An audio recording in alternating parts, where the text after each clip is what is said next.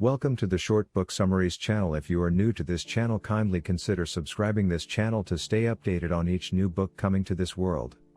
In case you like and want to buy this book, the link is given in the description below. Now enjoy the summary. In bestsellers such as Purple Cow and Tribes, Seth Godin taught readers how to make remarkable products and spread powerful ideas. But this book is about you, your choices, your future, and your potential to make a huge difference in whatever field you choose. There used to be two teams in every workplace, management and labor.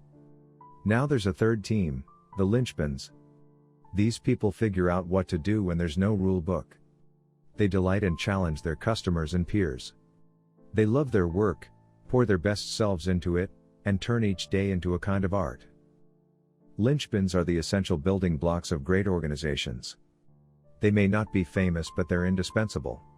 And in today's world, they get the best jobs and the most freedom. As Godin writes, every day I meet people who have so much to give but have been bullied enough or frightened enough to hold it back. It's time to stop complying with the system and draw your own map. You have brilliance in you, your contribution is essential, and the art you create is precious. Only you can do it, and you must.